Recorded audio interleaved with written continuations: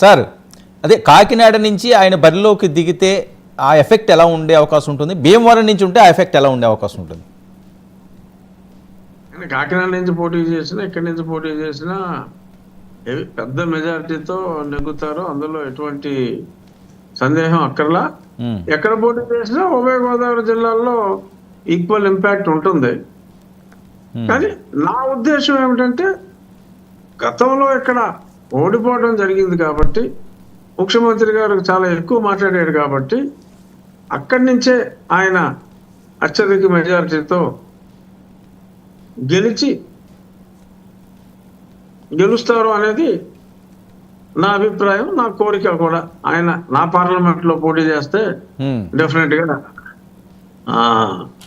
నాకు ఎక్కువ సంతోషం.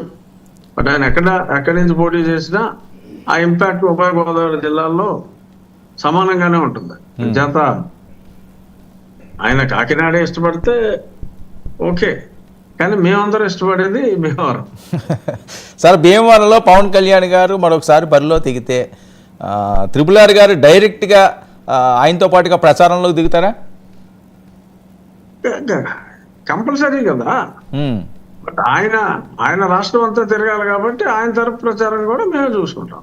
ఓకే, సో ఈసారి అసలైన పందెంకోళ్ళు పోటీ ఉంటుంది అక్కడ. పెద్ద పోటీ ఏమి ఉండదు అక్కడ. వార్ వన్ సైడేనా? War one side. సార్ ఏంటి అసలు వైఎస్ఆర్సీపీ కాన్ఫిడెన్స్ ఏంటి సార్? ఇంత జరుగుతున్నా నెగిటివ్గా రిపోర్ట్స్ వస్తున్నాయన్నా, లేకపోతే ప్రజల్లో అసమ్మతి పెరిగిపోయిందన్నా, వైన్ విషయం అవనివ్వండి, లేకపోతే శాండ్ విషయం అవనివ్వండి, చాలా అంశాలు రోజు రోజుకి వార్తలు వైరల్ అవుతున్నాయి. అయినప్పటికీ కూడా ఎట్టి పరిస్థితుల్లోనూ మేమే గెలుస్తామన్న కాన్ఫిడెన్స్ ఎక్కడి నుంచి వస్తుంది? ఏదన్నా జరగబోతుందా రేపు ఎన్నికల్లో? ఎట్టి పరిస్థితుల్లో నెగ్గుతారన్న కాన్ఫిడెన్స్ ఉంటే ఇంతమందిని ఎందుకు మారుస్తారు? వాళ్ళకి అసలు కాన్ఫిడెన్స్ లేదు.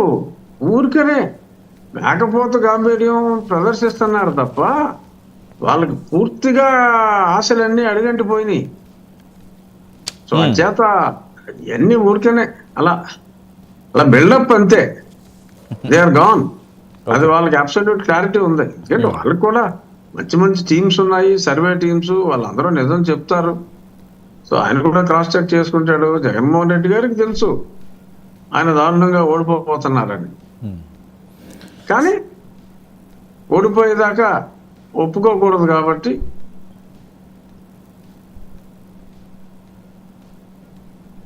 సార్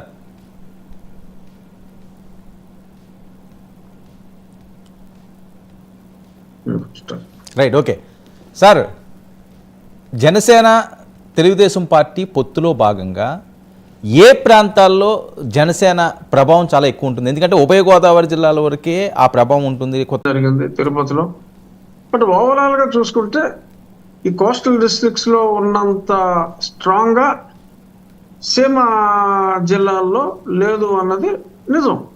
సో కాబట్టి ఎక్కువ స్థానాలు మీరు పోటీ చేసే స్థానాల్లో ఎక్కువ స్థానాలు ఈ కోస్తా ఉత్తరాంధ్ర ప్రాంతంలో ఉంటాయి.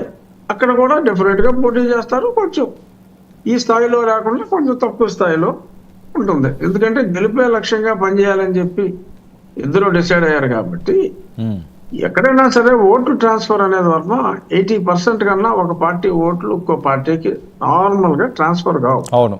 సో ఎక్కడైతే ఒక పార్టీకి ఎక్కువ స్థాయిలో ఓట్లు ఉన్నాయో వాళ్ళకిస్తే మిగిలిన పార్టీలో 80% ఓట్లు ట్రాన్స్ఫర్ అయినా మనం 50%కి దగ్గరలో ఉండాలి. అప్పుడే ఆ సీటు మనం గెలుచుకోగలం. ఆ ప్రాతిపదికనే ముందుకెళ్ళాలని చెప్పి ఆ నాయకులు ఇద్దరు నిశ్చయించుకున్నట్టుగా మనం రోజు పేపర్లో కూడా చూస్తున్నాం. కాబట్టి డెఫినెట్గా గెలుపు గుర్రాలనే రెండు పార్టీల నుంచి పెడతారు. ఆ ట్రాన్స్ఫర్ రేషియో 80% రేషియోలోనే క్యాల్కులేట్ చేసుకుని గెలుపు దిశగా ముందుకెళ్తారు.